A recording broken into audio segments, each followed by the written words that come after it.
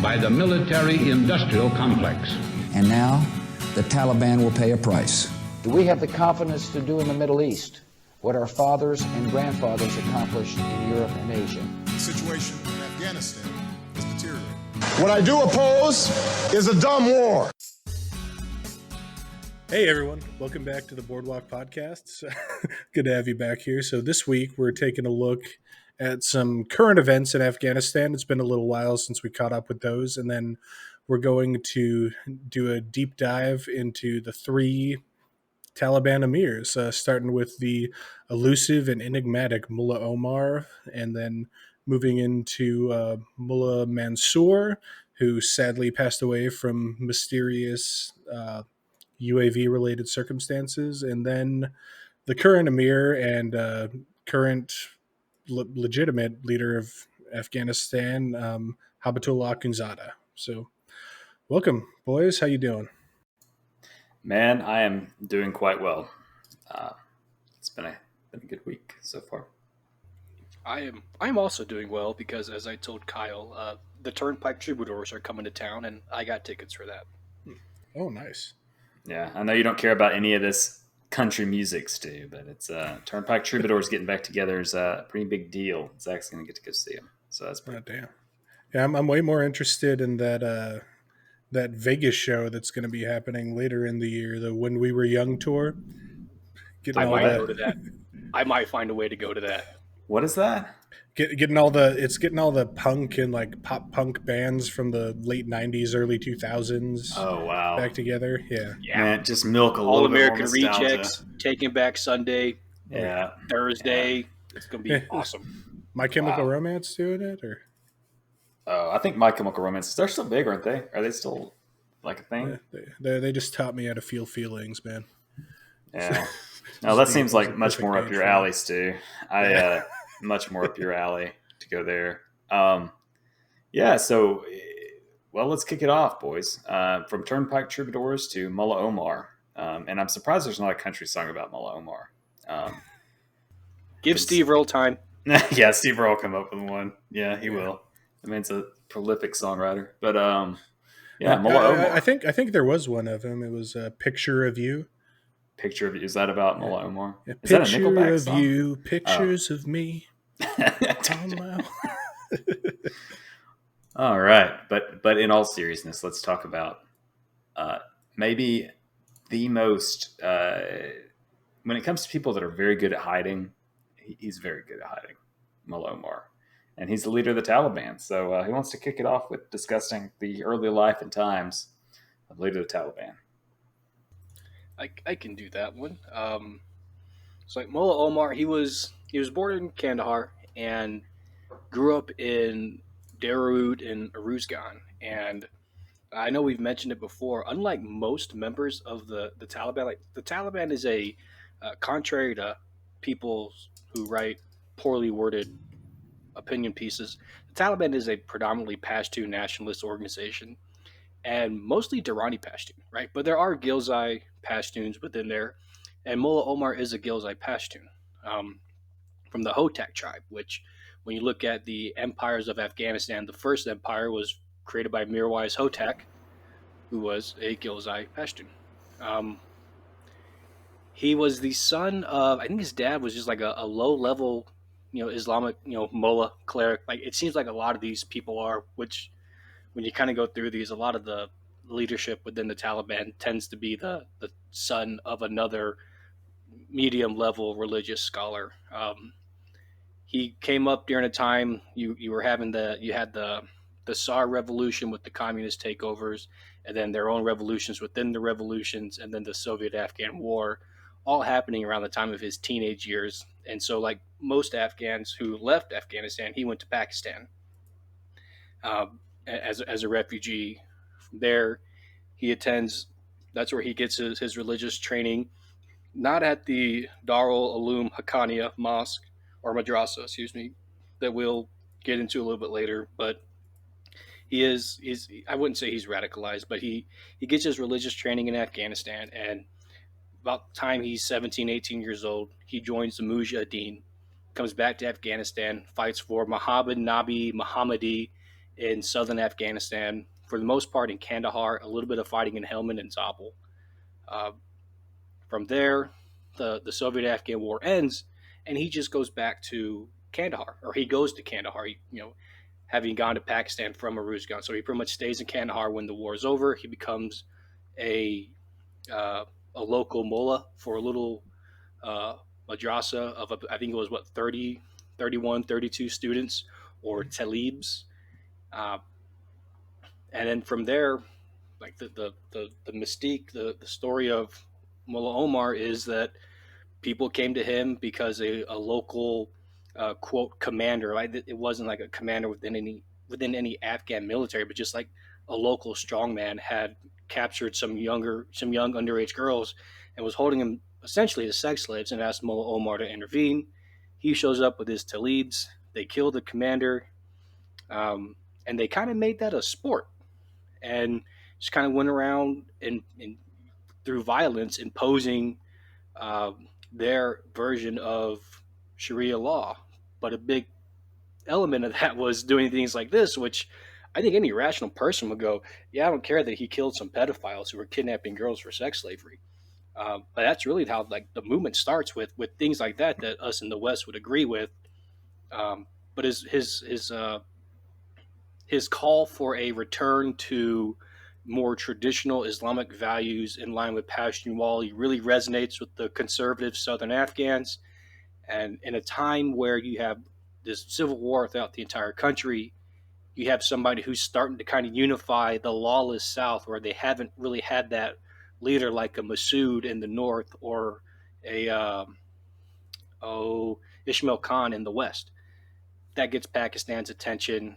Pakistan starts to support the Taliban more than they were supporting Gulbuddin Hekmatyar, and he becomes what he is. A big part of that, and I know we've touched on it before, is essentially when the Taliban movement became big enough that they ultimately felt it should be legitimized. And the way that Mullah Omar did that is he goes into Kandahar city and he dons the cloak of the Prophet Muhammad that had been brought back to Afghanistan from one of the previous kings when they went to Saudi Arabia. They brought that back with them. That show pretty much convinces everybody to back him. And so the South is unified under this Taliban ideology, this Taliban movement. And from there, I mean, we've talked on before about the Taliban going north to Kabul and seizing the country. Despite all that, Omar never really left Kandahar. Right there, I think we have 2 or 3. There's the picture of him without the eye that we've seen. There's the really grainy picture of him donning the cloak of the Prophet that we've seen. And then there's the picture after he died when he's like 19 years old that the Taliban released that's like super airbrushed and photoshopped. So that may not even be him, although it looks like his son. So maybe it is him. Right, he was really reclusive, like Stu said. Hide and seek champion for sure. And with that, speaking of hide and seek champions, one of his bigger supporters was Osama Bin Laden, right? So this is in a time where the Taliban they're the rulers of Afghanistan. This is 96 to 01. And Bin Laden has a compound built for him. And he pretty much stayed in that compound until a couple weeks after 9/11, if even a couple weeks. I know we started bombing the hell out of it. And that's when he dips out, right? And that's like the last time he was ever in Afghanistan, as best as we could tell, although I have it on bad authority that he may have spent the rest of his life in Zabul, which is completely untrue.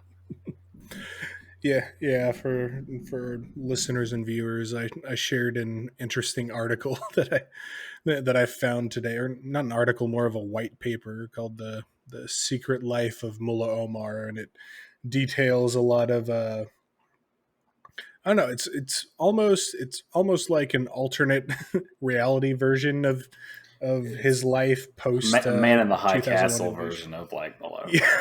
Like, yeah, maybe this happened in some in the Berenstain Bears timeline. You know? Yeah. What's that thing where people think that like the alternate Mandela effect? Yeah, the Mandela effect Mandela version. Effect, yeah. And this is what really happened, guys. Except what they say really happened actually kind of aligns more with their wishes for him to be more of like a reluctant leader that kind of found power thrust upon him, and sort of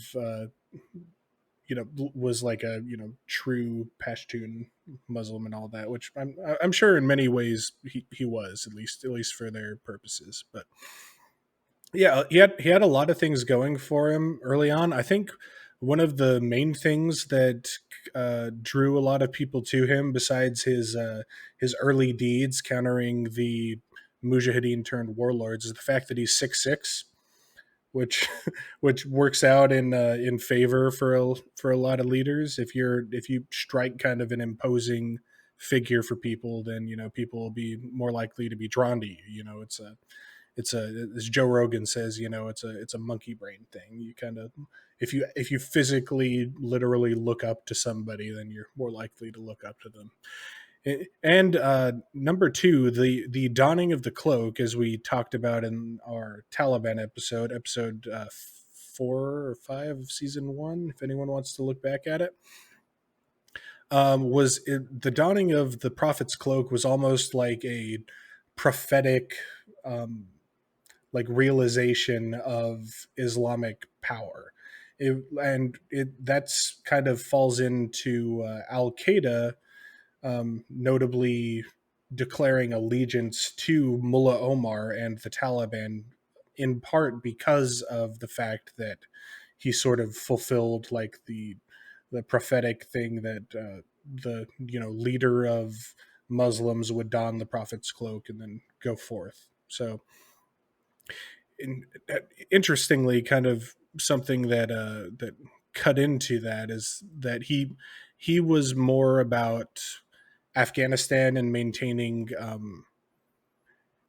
Afghanistan's independence from foreign powers than he was about like worldwide jihad. And I think that's pretty clear as he goes through his life, and kind of teetered on turning in Osama bin Laden, but ultimately deciding not to, not because of the fact that bin Laden was like a trusted ally, but simply because of Pashtunwali and the fact that you don't turn in, even an enemy if he comes to you asking for protection or sanctuary. So we could say Mullah Omar was OG Pashtunwali follower pretty much to the end. Yeah, definitely believed it, even when it was against his best interest to do, to do it. Yeah, I mean, he's he an also interesting spoke figure. Arabic. Yeah.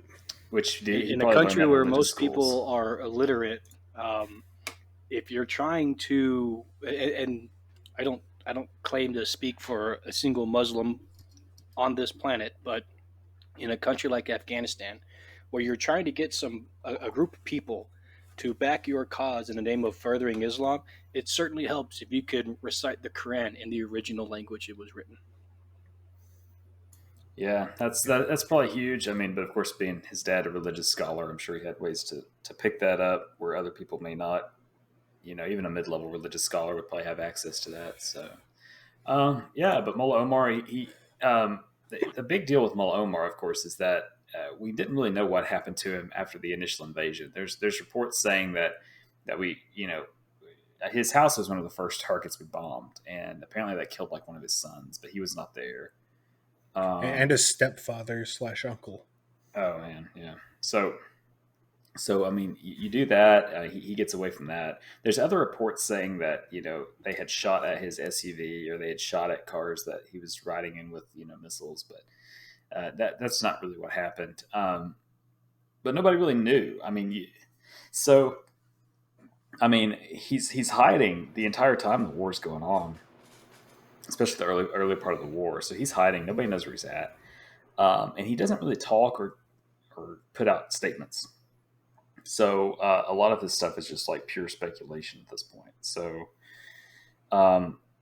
it's nobody really knows like kind of what's going on with him. I mean, I think there's a lot of speculation as to what he did during that time. A lot of people think that he took refuge in Pakistan, fled Afghanistan for Pakistan. But some other people say that's not what happened. But it's pretty evident he died in 2013. So we didn't know that for how long. Karachi. in Karachi, supposedly, yeah. Even though that article, that white paper that Stu mentioned, says that he died in Zabul province, never actually left Afghanistan, and just hung out in Zabul province for 13 years after the invasion and died. That's probably unlikely. We would probably have found him. Yeah, I probably would have found him. But yeah, he went over to Pakistan, died over there of what they say tuberculosis. So what they say got him. Yep. So, yeah. So that's the end of Mullah Omar. But yeah, he's certainly a reclusive figure, and he's an interesting figure in history because he had a lot of influence for somebody we know almost nothing about. Which I think figures like that are fascinating. Yeah, I try to think back to like what he did that stands out, because when we talk about his two successors, even though one of them had a very short stint, they did do something that stood out, right? And obviously that's not to say that Mullah Omar wasn't a capable leader. Very clearly, he was a pretty good leader, right? That the Taliban was stronger than they'd ever been at the time that he died, and they just got stronger afterwards. Like post surge, like once that was done, they just got stronger and stronger every year, right? So and they still revere him too. I mean, he's a revered figure for sure. You know. Yeah, right. And you see that when they talk about his son eventually in that succession chain, which we'll get into as well, right? Like he's so highly revered that his son, who has no real combat experience, is always a front runner, or has been a front runner the last two times when they've had to replace him, or the leader, obviously him just the one time. But that does lead us to his first replacement, who was Mullah Akhtar Mohamed Mansoor, or as we just call him, because that's a whole mouthful, Mullah Mansoor. Born in 1968 in Bandi Timur, Maiwand, which if you're unfamiliar with the Maiwand district in Kandahar province, Bandi Timur is a stretch of the district along the river, the Arghandab River, where most everybody lives, and it has been hardcore pro-Taliban as long as I can remember, being involved with the problem set of Afghanistan. It's where a lot of the opium processing took place. It's where a lot of weapons caches and stuff are. And he's either from the Alizai tribe or the Ashaqai tribe, which they're both Durrani Pashtun. So, I mean, it's a wash. I know the Alizais are they're allies with the Norzai. So if he's a member of the Alizai, then that's another little nugget of connection between him and the Taliban in his past. He joined the Mujahideen at 17, and he fought in that same group, the Muhammad Nabi Mohammadi group. And I know we're throwing his name out, and we've never mentioned him before. He was a Mujahideen commander in southern Afghanistan, Muhammad Nabi Mohammadi, and he ultimately became vice president for like a year or some shit like that during the Rabbani presidency prior to the fall of the interim Afghan civil war type government and the introduction of the Taliban.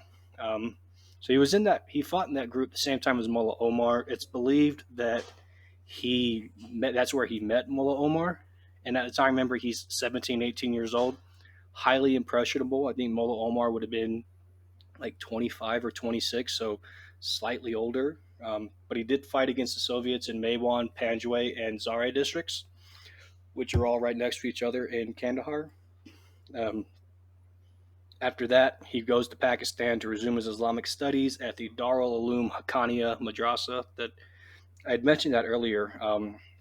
So you'll recognize the last name on that, Haqqaniya. The Haqqani family gets their name from the madrasa, not the other way around. So kind of gives you an idea of what kind of an education they're getting at that madrasa. It is highly Deobandist, it is highly Salafist, and it's just a factory for churning out insurgents, be they commanders or just Taliban or Haqqani network fighters. That's what that madrasa has been doing for decades.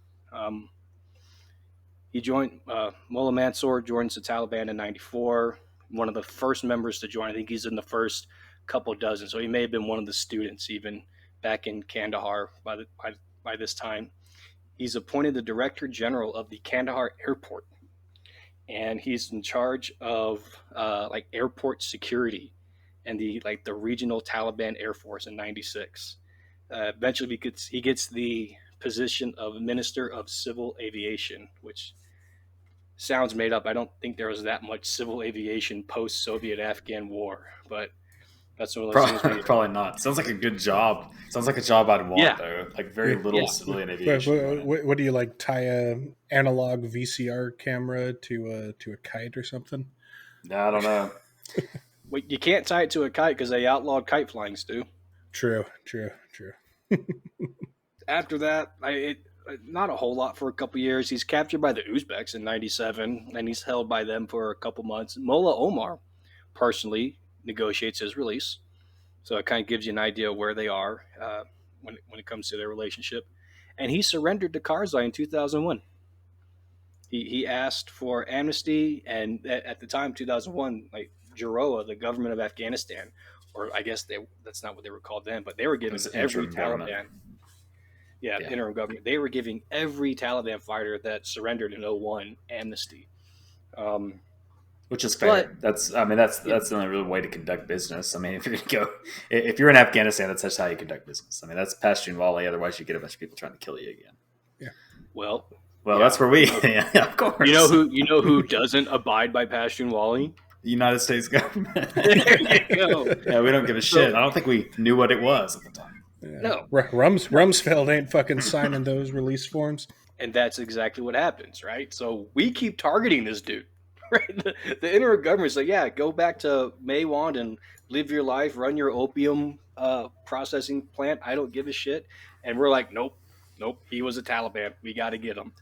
So he gets back in the game, much like Mullah Cable in No Good Men Among the Living. Yeah, he's back in the game pretty early. But I would be too. I mean, if I thought I had amnesty, as and speaking of, what's the word I'm looking for? Like, just having control of your own country, and not having the United States grip on you, you would think that sovereignty, sovereignty, and having a sovereign nation, you think that those promises would be upheld, but we didn't uphold any of those fucking promises to anybody. So I think we perpetuated the war just by not holding up these promises. I honestly don't think these people would be quite as, infamous if we just let them just abide by their own thing and get out of there. Yeah, definitely one of those things where all that cultural awareness training we had, I don't remember hearing anything like this. Like, now granted, I didn't go to Afghanistan until I was a contractor, right? But I almost went to Afghanistan, and then our orders got changed, and nowhere.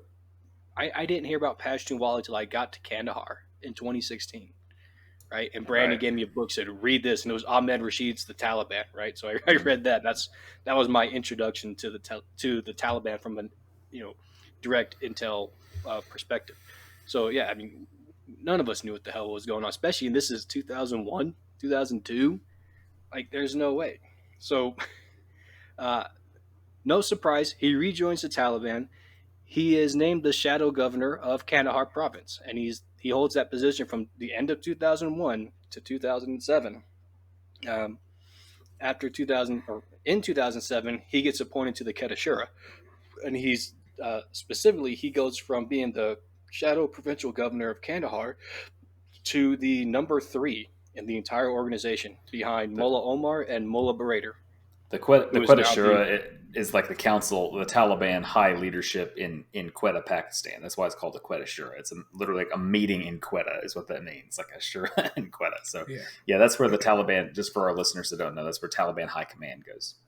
Yeah, and it's about right for him to go straight from being a provincial shadow governor, especially of Kandahar, straight to the Quetta Shura. The Taliban do have like regional governors and other things spread out. I don't know if that was set up as well as it was later in the war at that time, but being the shadow provincial governor of Kandahar definitely puts you at the topmost rung of the ladder as far as shadow governors go.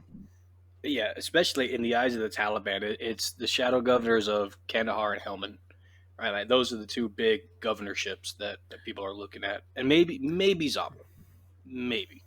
And that's more just about logistics. Yeah, it's weird. Like the entire rest of the world views Afghanistan as having Kabul as its capital, but it seems like everyone living in Afghanistan really views Kandahar as its capital, likely for the both historic and religious reasons, with King Durrani being there and having the Shroud of the Prophet there. It seems like at least in the past 100 years that Kandahar has been much more the center of Afghanistan than Kabul. Yeah, and so I was doing some digging on Mullah Mansoor, just trying to find what was out there other than the Taliban's, because the Taliban did have release like a press clipping when he was named the emir, and like once you sift through all the bullshit, you just get to the he was in this position for this year and this position for that year. It's pretty bland. But one of the things, and this isn't from the Taliban press clipping, it's from like unclassified articles. Mullah Mansoor was really instrumental in, or he was a real big advocate for increasing suicide attacks. And um, I, I I went back through and I looked at the trends in Afghanistan, right? And from 2007 to 2008 to 2009, there was an increase in suicide bombings. Not going to say that that's directly because of Mullah Mansoor, but I do think that connection does need to be addressed. That now he's a member of the Quetta Shura, he has a little more say in the matters. He has a little more influence in military decisions and tactical decisions. There's certainly possible that uh, him being an advocate, or him being really just another advocate, because he wasn't the only one, but him being another advocate may have helped push the Taliban to increase their suicide attacks, because that was something that they were not super willing to do early on in their insurgency. So a lot of listeners may not know. A lot of listeners may not know, but the Taliban actually had a website. Also, oh, it's Zach's baby. Welcome to anybody watching on YouTube is gonna see Zach's newborn girl. But the Taliban did have a website called the Voice of Jihad, which is no longer it's no longer functioning. I can't find it anymore. It's not up at that domain. And Voice of Jihad is where they'd put like press clippings, and they would put, they would release statements, and it was their, Taliban official website. Just like you can go to the Democratic People's Republic of Korea's website. They also have an English webpage where you can get all the happenings. That's not propaganda at all. I mean, you don't need a Voice of Jihad anymore because they won, so they're not conducting jihad against anybody. Also true. I guess what happens when the jihad is over? When the jihad is successful and you've taken back control of your country? I don't know. Do you change the website name? Yeah, it's kind of tough to pay those server costs when all your all your money's frozen. So Also true. But yeah, they had the Voice of Jihad. So so Mansoor, he's at this point he's a member of the Quetta Shura, and then there's this whole issue with Mansoor's. He basically Mullah Omar dies at some point in 2013, and that's not made even known for 2 years. So we don't even know Mansoor is the leader of the Taliban for like 2 years. But basically, he's elected leader of the Taliban. And there's a lot of controversy of whether he's elected, whether it's fair that he was elected, whether the election process the Taliban used to determine a leader is effective. But the other option that they wanted was Mullah Yaqub, which is Mullah Omar's son. So they wanted. There's a faction of the Taliban that wanted him. It was basically very divisive, and there's actually a splinter group of the Taliban at this point. And I can't remember too much about that splinter group, but we may or may not have sent them weapons and money.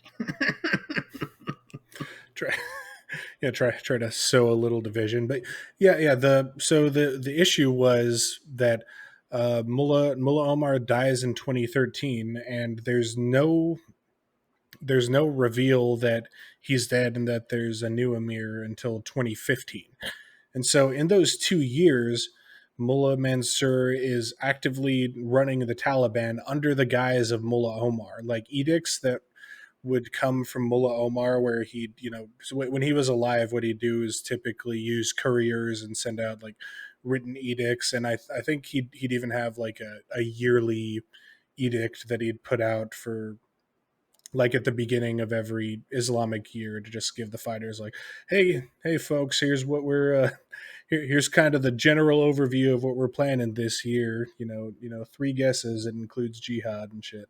And then Mansoor comes in, and those edicts still keep going out. And orders that are supposedly from Mullah Omar keep going out. And so a lot of the like mid to like provincial and region level guys weren't aware that Mullah Omar was gone, and they were reasonably upset that they were still receiving orders from somebody who was dead. And the fact that the word hadn't spread out was causing a lot of division within the ranks. And so something that I read at some point this week talked about that, and how the leadership of the Taliban, especially the Quetta Shura, were sort of concerned about pushing out information that Mullah Omar had died because, 2013, 2014 timeframe when he died, they were also seeing word from Obama saying that, he was planning to pull out of Afghanistan, which essentially continued to be the word up until we actually did pull out from every president. So yeah, every year was going to be the last year for like 10 years. Yeah, don't want to put too much on Obama. Luckily for the U.S. presidents, the public wasn't really ever focused on Afghanistan until we ended up pulling out. So they didn't want to demoralize the lower level troops and cause them to stop fighting as hard and go into mourning because, hey, we seemingly have the U.S. on the ropes and they're finally going to leave the country. And so the fact that they did that was probably their biggest mistake, at least in terms of Mansoor's rule, because once he actually came out, it seems like he was almost forced to come out of the shadows because Afghan intelligence was getting word that Mullah Omar was dead for sure, and they were starting to spread things. And even there were like news agencies that were starting to get word of it as well. And so they sort of got backed into a corner where they had to reveal that Mullah Omar was dead instead of doing it on their own timetable, like any celebrity with a publicity team would want to do. And so that, unfortunately for the Taliban, led to a break, especially in. I remember in the West there were a lot of splinter groups. I mean, at the time I was covering the South, so I'm sure there were splinter groups along the East as well. So Something smart that Mansoor ended up doing was that he appointed Sirajuddin Haqqani as one of his deputies, and that probably helped keep P2K together and stop the Haqqanis from turning against them. Yeah, so real quick, I did find two groups that were created after Mullah Mansoor became the emir. One was called Fadai Mahaz, which translates to Sacrifice Front, and they were based out of Zabul. And then another one was created by Mansoor Dadullah, who was the brother of Mullah Dadullah Lang, which, if you can go back to the beginning of the war in Afghanistan, his brother, Mullah Dadullah Lang, was the big pipe hitter up in Aruzgan. So that was a big that was a big initial shock for the Taliban to lose his support. But yeah, like appointing Siraj Haqqani, not only does it probably save P2K from falling completely out of Taliban control, but it brings in the Haqqani network, it brings in their resources, it brings in their trainers, it brings in more funding. Like everything about that decision benefits both groups. The rare Afghan win-win. Yeah, but Mansoor, I mean, was he an effective leader? I think he was fairly. No, he doesn't have that level of reverence that Mullah Omar has because he talked too much. I mean, he was always out issuing decrees, and he was known. One of his big things was he was saying that we're not going to engage in peace talks. That's enemy propaganda, stuff like that. But of course, he was like. Ironically, he also set up the office in Qatar for the Taliban to make talks. So it's weird. He's definitely he has some jutting ideas behind him. But he was quickly ended, though. I mean, he wasn't. I look at that the political office in Qatar. Yeah, it was like in the public's eye, it was a place to negotiate with the Afghan government or Western nations, it was also a place to collect money, right? Like, so it did have two purposes. Yeah, you know what? From sun up to sundown, we're going to be sitting around with the prime minister from Sweden, and we're going to see if we can figure out a way to get a couple extra bags of rice to the refugee camps. But when the sun goes down, by all means, that wealthy Qatari businessman who wants to help fund the Mujahideen because he missed out on the Soviet-Afghan war, 30 years ago, come on down, buddy. We'll take your money. Yeah, I mean, someone's got to fund those vacations in Dubai, you know? Right. And who was it that said Allah does not see into Dubai? Who was that said that? Oh, man. I believe it was their tourism board, right? Yeah, is that Dubai's tourism? Yeah, Allah does not see into Dubai. Yeah. Well, I have heard that, and I can't remember where I first heard it from, but it was not from an American.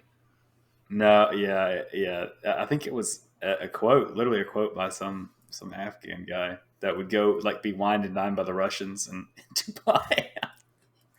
And yeah, that is awesome. It may have been a Russian guy that said that. I don't know, but it's, as contractors, there was a single commercial flight that would fly out of Bagram and Kandahar like a few times a week, and it would take you through Dubai. And Dubai is an awesome city with reasonable prices and and I think they have a ski slope in a mall with like penguins and shit. Like they also have like the world's biggest indoor like diving tunnel. Everybody knows what Dubai is. I mean, it is basically a giant shopping mall country. Yeah. Where the Uber driver that picks you up to take you to your 4-star hotel that's like a third of the price it would be in the States is driving a Tesla or a BMW. Yeah, they had Lexuses when I was there. Yeah. Yeah, but then there's Terminal 2 at Dubai. Yeah. That's a whole different world. Always sketchy. Go into Terminal 2 and you're wondering how many mid-level Taliban commanders are there with you. The same guy you were trying to drone strike last week is probably getting his bag checked right next to you in Terminal 2. So for the audience at home, the Dubai airport has 3 terminals, right? But I think Terminal 3 is like private charter shit. So you have Terminal 1, which is like the flights from Madrid and London, and like I flew in from the Netherlands and shit like that. Right? Normal flights. Terminal 2 are the flights from Dubai to like Karachi and Kandahar and Nepal and like all the war-torn parts of the India-Pakistan border. Like it is sketchy as fuck. There's flights to Mogadishu. Like I remember when I was in there. It's Mos Eisley. Terminal 2 is Mos Eisley. Terminal 2 is Mos Eisley. It's a wretched hive of scum and villainy, including us, when you go there to check your bag. I'm sitting in my chair and I got my backpack in front of me. Like, I don't know what the fuck's going to happen, but there's like a whole Somali family and everything they have is in trash bags. I'm like, this fucking sucks. And there's like just a group of men who are flying to like, there's like a group of 7 flying to Karachi and a group of 8 flying to Peshawar. And there's 15 of them. One of them's got to be a fucking Taliban. Like, I just want to go. I just want to be like, hey, are you, insert name that we're trying to kill, and just see if they answer. Do you know where he is? Yeah. Like, you want to guess your objective name? Would you like? But yeah, Terminal 2. Yeah, definitely. That's where you go when you fly into Dubai to fly out. Yeah, you go to Terminal 2, which is hilarious. You're right though, Zach. I forgot about that until you mentioned it. Just how absolutely insane Terminal 2 is. Yeah. But they had Cuban cigars. They did. They did. And good whiskey. And cheap booze at the duty free. So that's where the Talibs pick it all up when they can't get it back in Afghanistan. They go to Terminal 2. So Mullah Mansoor, his swan song ends on May 21st, 2016, when he's we drop a couple Hellfire missiles on his cab as he is crossing back into Pakistan from Iran, where he'd been visiting family and seeking medical treatment. Because Eastern Iran, especially in that like southeastern part, is predominantly Sunni, and so a lot of the Taliban commanders, if they don't want their family to be in Pakistan, because they're sure as hell not going to be in Afghanistan, they go to Iran.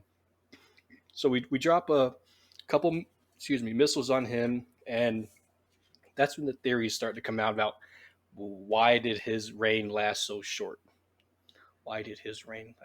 That sounds Yeah. wrong. Why was his reign so short? Why was? There we go. Yeah. Those are the So words.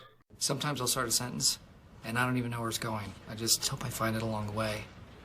that is the theory, right? There's the theory that the Taliban sold him out because they didn't like him, and that he wasn't the preferred leader that they wanted. That Pakistan sold him out because he was willing to negotiate with the Afghans, and probably wasn't negotiating the way the Pakistani ISI wanted him to negotiate. Yep. And we'll never know because he got blown up in Baluchistan. Is it Baluchistan where he died? Like on a highway, yeah. And supposedly, it's not in Wikipedia, but supposedly Abdul Razik, our man in Kandahar, supposedly he went and retrieved his body from the airstrike and returned it to his family. Hell yeah. I believe it. What a G. I believe it. Yeah, It was convenient. So when I looked at where it said the strike was at, it was around the Gurdi Jangle area, which when I first got there, people kept calling it the Gurdi Jungle. I'm like, what the fuck is the Gurdi Jungle? It's Gurdi Jangle. I don't know what language that is, but it's basically just like this area of Pakistan that's like right on the other side of Afghanistan, just south of Camp Rhino, which was the first base where the U.S. established operations in southern Afghanistan. So it would be no shock to me at all that Razik either went down there, or I think he actually got him at the Shaman Spin Boldak border crossing and brought him back in for burial. Yeah, that makes sense. I mean, he controls the border, but yeah. So that's the legend, at least the Afghan legend, is that Razik picked his body up. I don't know if you'll find that on any of the primary sources on the internet, but that's what I heard, and I believe it. So, I mean, very Pashtun-Wali of him, considering the Taliban would kill him just a few short years later. But so it goes. May he rest in peace. But I think it was a net positive for the Taliban, because then it gave them Habatullah Akhundzada, the current emir of the Taliban, is I think in the short time that he's been in charge, is a better emir than Mansoor was. I think he has accomplished more separate from the whole Afghan government falling apart. If that hadn't happened, he has still accomplished more and made the Taliban stronger than they had ever been. Much like Mullah Mansoor and Mullah Omar, he was born in Kandahar. Specifically, he was born and raised in Panjwai, just west of Kandahar, and is a member of the Norzai tribe, which has a long history of working with the Taliban. Again, another early Taliban member. He got his start as a vice and virtue police officer in Farah province during the first Taliban government, and then would become the deputy head of the Supreme Court and return to Kandahar. And then from there, became the chief justice of the Sharia courts and a close advisor to Omar after the U.S. invasions in 2001, essentially making him he's the chief justice of the Taliban Supreme Court, is what his role was. And that was his role up until he became the emir, which is very unique because a lot of Taliban members move positions around. So for him to hold on to that position for, I think it was 15 years, tells you that he was pretty good at what he did. And he issued fatwas on behalf of the Taliban, and he sat on the Quetta Shura. I couldn't find when he became a Shura member. I know he wasn't a Shura member back in 2001, but at some point he does become a member of the Quetta Shura. His some of the things he did that really helped the Taliban was being a religious figure, not a military commander. He helped to establish systems for provincial and district governors to investigate Taliban commanders and fighters for abuse and things that were going against either the codes of Pashtun-Wali or the laws of Sharia Islam, which up until he did that, and I want to say that was post 2010, if I'm not mistaken. Up until then, hadn't really happened. And when you're looking at it from the perspective of an insurgency, once you have a strong enough foothold in the area, like, the example I'll use is Helmand province, because there was a pretty decent CNN article about the Taliban courts in Helmand. Once you have a big enough grasp of control in an area, you do have to start self-policing, right? You have to show the populace that you're not above the law. So that was really huge for the Taliban nationwide to institute this system of accountability within their own ranks. It obviously doesn't always happen. Like, I'm sure you get to a big enough figure and they're partaking in bachabazi, or they're skimming off the top of the already skimming off the top opium trade, or they're doing something that they're not supposed to be doing. But for the most part, there was some level of accountability. And when you're trying to gain people's trust, showing that your fighters or your leaders are not above the law is going to go a long way in that. So he was really instrumental in that. Oh yeah, and at the very lowest levels, what made Taliban shadow governance as popular as it was in areas that they controlled was their judicial system. You'd see reports or just hear about it from the people that the Taliban would typically have fairly unbiased courts that would follow, essentially to the letter of the law, their version of Sharia, which would be, preached at the mosques and would be generally known by the populace. And so, having someone who's in such an important position relative to that come in and become so respected by not just the Taliban but the people was huge for them. Yeah. And like, I mean, with that, I was trying to find, because I know him as I used to call these guys old school mujahideen. The term that somebody used to describe him was a Stone Age mullah, which uh, that's probably pretty damn accurate. His own son conducted a suicide VBIT attack in Gereshk in Helmand province. It was after he became the emir.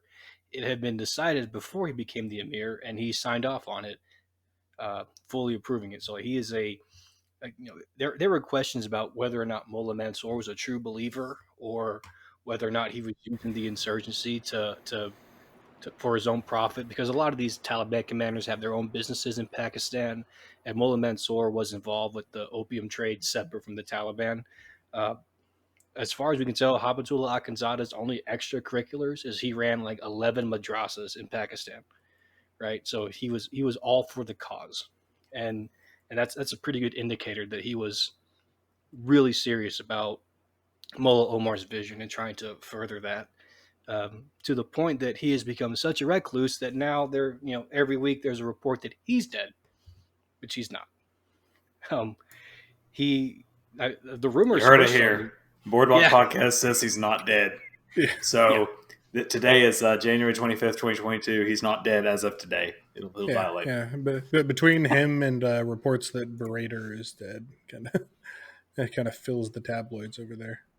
Or that Berater and Haqqani got into a fist fight and stupid shit like that absolutely did not happen. Yeah.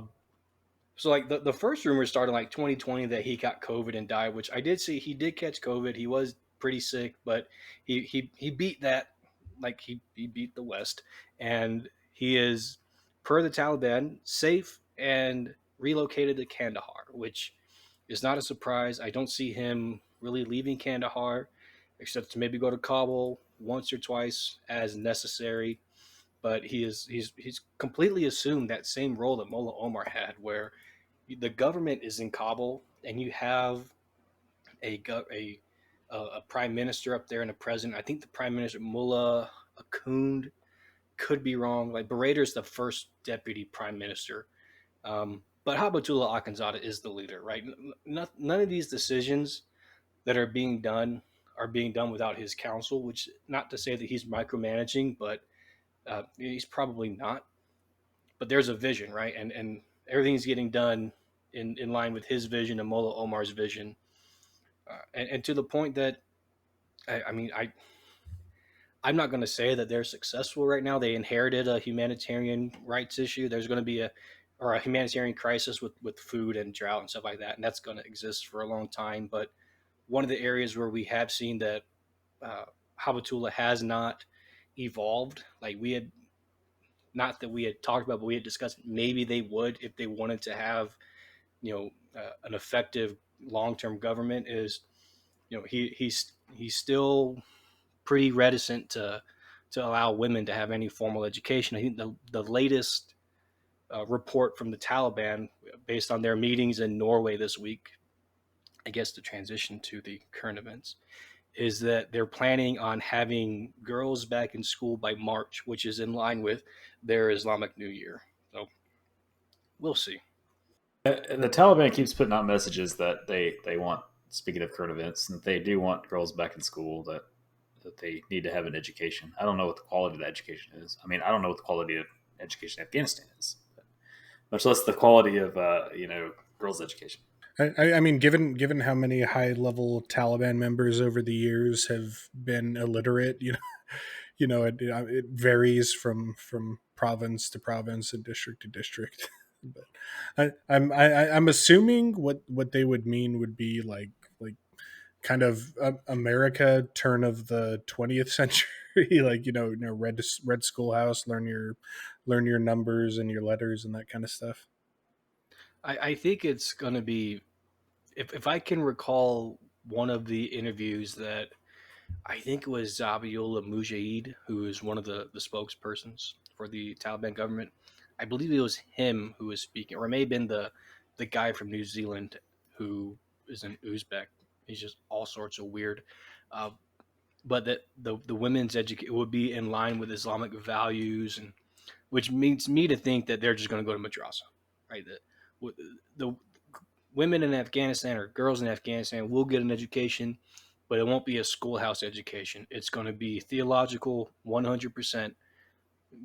Nothing outside of madrasa. It's going to teach them about Pashtunwali, the Taliban's interpretation of Islam. Probably develop like a whole subset of suicide bombers from it, if what I learned in Iraq is any indication, because everything that happens in Iraq eventually goes to Afghanistan. Yeah, I mean, suicide bombing is definitely an Arab influence on Afghanistan. It wasn't really seen before, the Arabs got involved in really sponsoring the Taliban. So I think that the biggest thing that's happened this week, actually, the Taliban government wrapped up talks with the West. I was trying to figure out who the hell they talked to specifically. It's a bunch of different people, I guess, like some governments, but some NGO representatives. They had a big 3-day conference up in Oslo, Norway, and I was trying to read about what they had talked about, and it's a lot of the same stuff. The Taliban are talking about the $10 billion in frozen assets, the humanitarian crisis because there's a food shortage, there's a drought, the coronavirus pandemic, like all these things piled on top of each other, which, to be fair, would have existed with or without the Taliban government. All three of those things would have existed without them. And the difference now is there are no NGOs in Afghanistan to help with any of this. So the big question that everybody keeps asking is, how do we support, we being the West, or just not Afghanistan, how do we support Afghanistan without directly aiding the Taliban? And I think eventually the Taliban is going to have to allow Western NGOs back into the country. I think the fact that Mullah Omar allowed Western NGOs into the country means that they will eventually make that concession, but they are sure as hell holding out for that $10 billion in frozen assets. And I understand why they're doing that.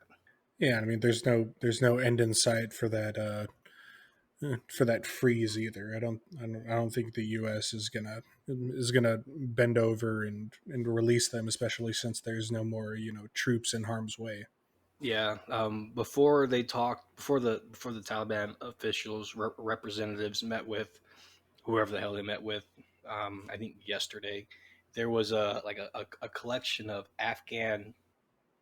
native Afghans who no longer live in Afghanistan, who made like a presentation regarding women's rights in Afghanistan. I know this is something we've talked about, right? It is absolutely important. Like, women's rights in Afghanistan is nothing like women's rights in the West. There are no rights, right? You have the right to breathe, and that's really about it. Um, and I understand that they're going to make that push and that appeal, and I have no issues with that. I don't have any problems with them addressing that, but I do think that's something that they should have addressed the Taliban representatives who were there. instead of the Western world, right? The Western world knows it, and the Taliban government knows it as well. But to put them on the spot is going to be more influential, even if it doesn't amount to anything, because I don't think it will amount to anything, right? Like women are still protesting in Kabul, and the Taliban are still being relatively peaceful. Like you see a couple reports, they're beating some of them, but as far as I can tell, they haven't killed any women who are protesting in Kabul, right? So there's a level of restraint there in the country.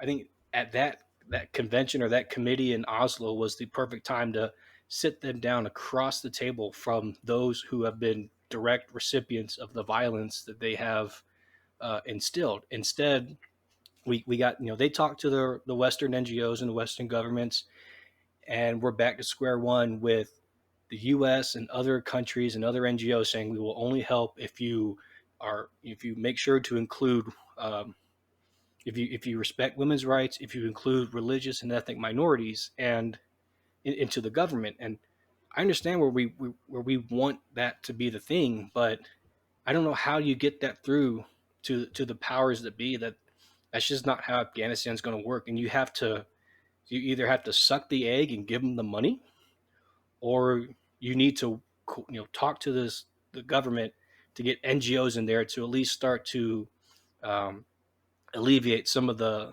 immediate problems in hand with drought and food shortages. And then you worry about having an inclusive government with the Hazaras and the Pashais later on down the road.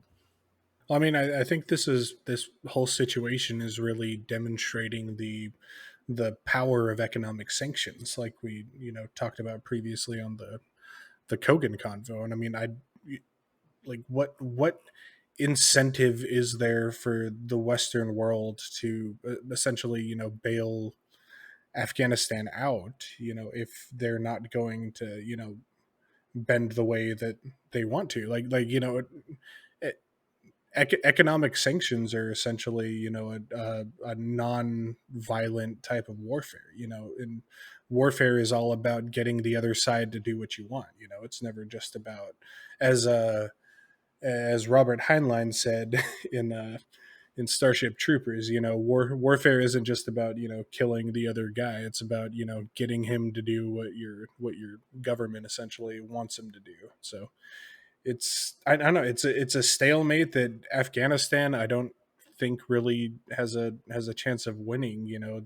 They're going to, a lot of people are going to die unless they're more willing to bend than the people that they're essentially asking for help. And that's kind of just the way things work. And the biggest issue with well, not the biggest issue, but something else to consider with economic sanctions or any sanctions is that sanctions always hurt the people that need help the most. Mm-hmm. Right? These sanctions aren't going to hurt Mullah Abdul Ghani Berater. They're not going to hurt Habatullah Akhundzada, but they're going to hurt Aga John, the rug salesman up in Faryab province. Right? That's absolutely a reality, and that's been a reality since sanctions have existed. Well, so yeah, that's the problem. That's the problem with sanctions, I guess, and the you see it in Russia.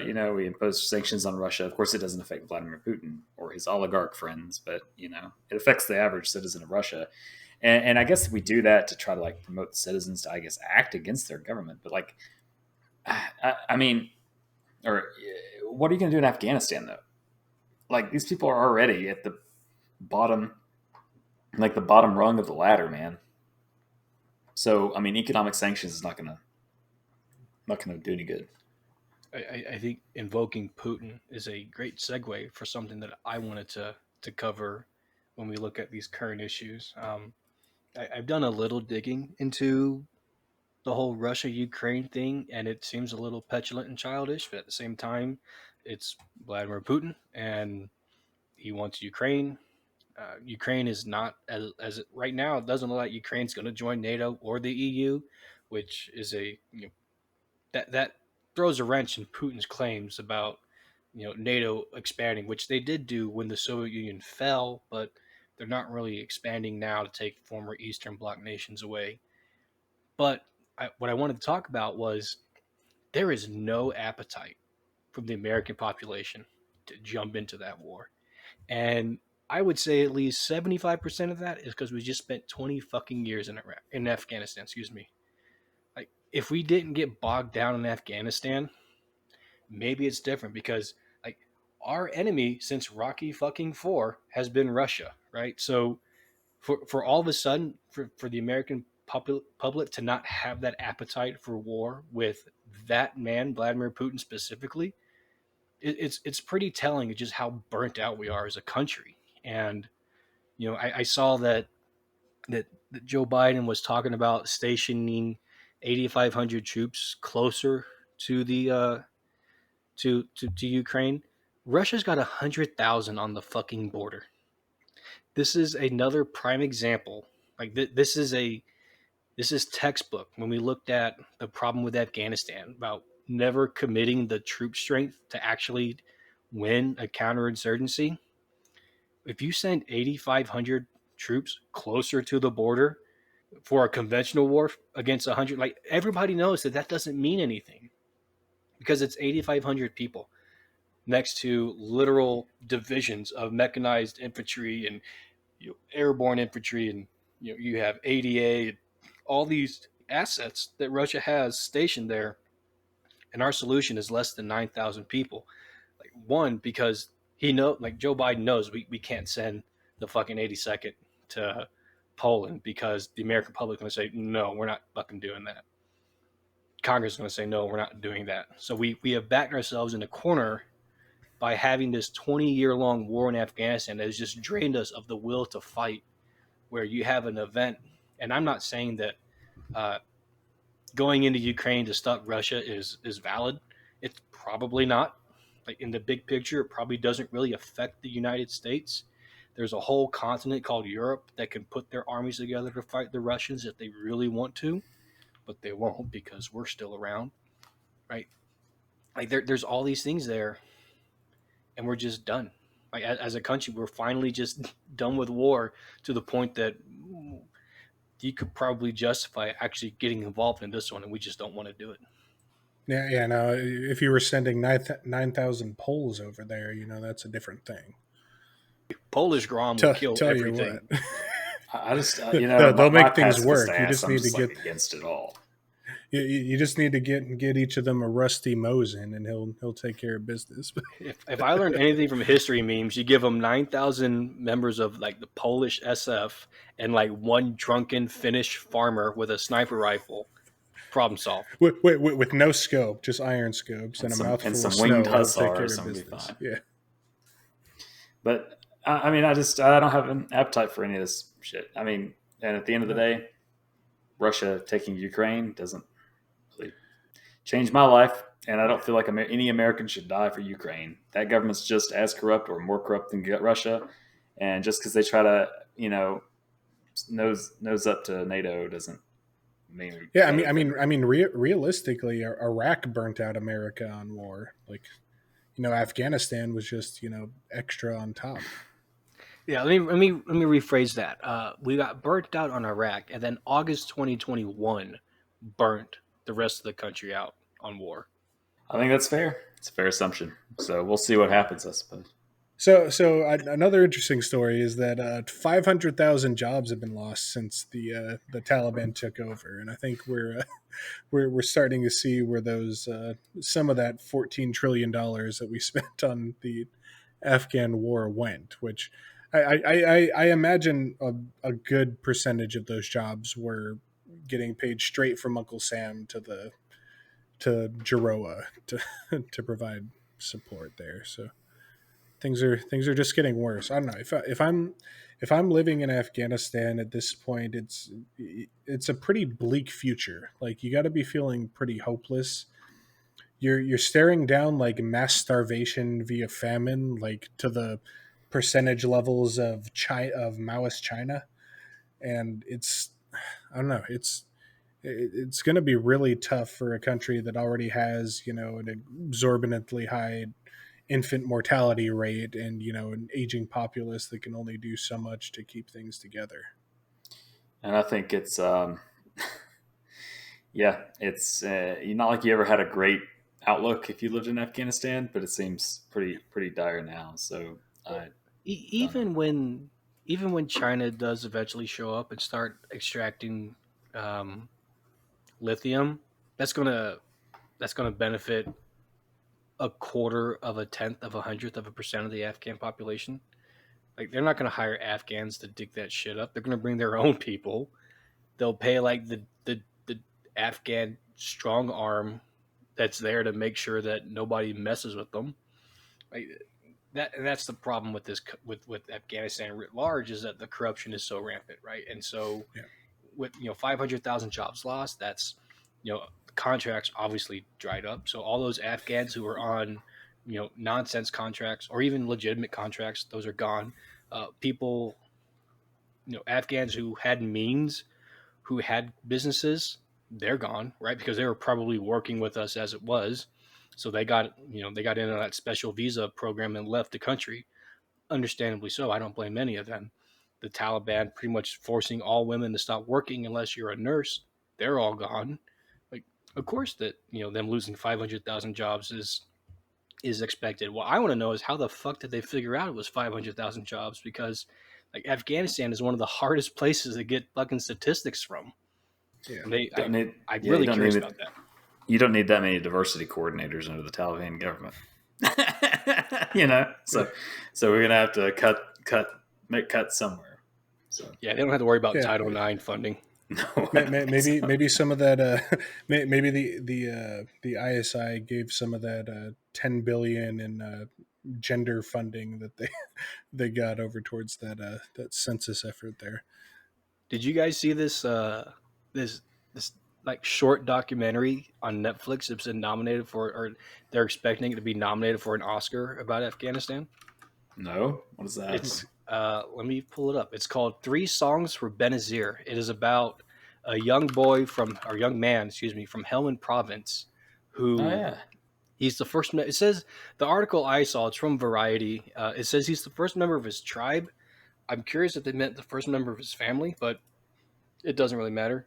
To join the Afghan National Army, and he's having to it's chronicling him joining the ANA and then wrestling within his head, going back home to help with the opium harvest to bring in some extra money. And they're saying it's stupid good. It's 22 minutes. I'll watch it. Yeah, it's short. Yeah, that'll be on Netflix on Monday, January 31st. It's there. Is it now? Yeah, I just looked it up. Mm-hmm. Yeah. Okay, then I might check that out then after we sign off on here. But yeah, they're saying it's Oscar worthy, and it's really interesting. So I'll give that a go. And it was made like this last year, so all sorts of just chaos going on in the country. Curious if it reflects in the documentary. Yeah. Man, another interesting news piece from foreignaffairs.com. Afghanistan's most dangerous threat. Why America can't take on the Haqqani network alone. they're placing the Haqqanis as an international terrorist threat because of their ties to Al Qaeda. It's like, they also say that they're tied to ISKP. Yeah, which is fucking bizarre. Like, I don't know. I know nobody listens to us, but damn it, like nobody listens to like any of the intelligence people within the U.S. government. Like, or some of them are just lying. Like, I don't understand why people are seeing the Haqqani as a rising like cross-border threat. They were a cross-border threat the same way the Taliban were a cross-border threat because their leadership was in Pakistan doing things in Afghanistan. Like, the Haqqanis don't give a fuck about anything except P2K. That's it. And they got it now because Siraj is the Minister of the Interior. And that's the thing. I mean, they hype the Haqqani network up like to unbelievable proportions, but they're really just the Hut cartel in Afghanistan, man. They got parts of Tatooine, man. That's it. And if they have that, they're happy making opium. I mean, look, they had before this last year, they certainly had capability, right? Like nobody's going to question that, but they're part of the government now. And that's not to say that they're not going to just abandon all of their ways, right? But they're part of the government. Siraj is the Minister of the Interior, which means he has like full fucking reign over everything related to borders, which means he's got P2K. And that's all they ever wanted, right? Yeah. They'll still be able to do their drug smuggling and extortion and all that shit and make their money on the side. Yeah, like I hate to burst anyone's bubble. It's like, oh well, they're gonna house Al Qaeda and have Al Qaeda training camps. It's like they already have been, and guess what? So have the Taliban. And no matter what the head of Taliban governance says, they're probably still going to protect and house Al Qaeda fighters and training camps. At the very least on the border with Pakistan, because there's plenty of areas that we never really had solid control over that they've been doing it the entire war. So I would guarantee you, I bet you my left nut, there's an Al Qaeda training camp in Zabul right now. Because there was probably one there before this shit all happened 5 months ago. yeah, what's that district north of Nangarhar? Badakhshan. No, I think in N2K districts. area. Oh, okay. yeah, it's in the N2K area. Nangarhar, Nuristan, Kunar. Yeah, Nuristan. Like Nuristan was like Al Qaeda Central when we were over there, and like And it probably still is. Yeah, because some things never change.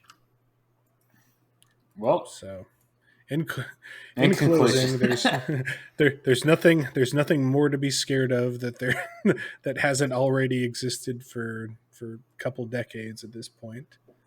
But yeah, thank you all for joining us. I hope you learned something interesting in our typical weekly ramblings. Special thank you to the city of Phoenix for being like a quarter of our downloads the last couple weeks. Yeah, keep it up, awesome. Maricopa County. Yeah. Big shout out to Rob Gronkowski. You guys will get him next year. Don't worry, bud. Tom's not retiring yet. And yeah, thank you all for joining us. If you enjoyed this episode, be sure to like and subscribe down below. If you're watching on YouTube, leave a comment. If you're watching on any of the other platforms that we have, give us a follow or subscribe or whatever said platform has. But yeah, we're real happy that y'all have been joining us. Thank you so much. We still have a lot more left in store for season 2, so stay tuned.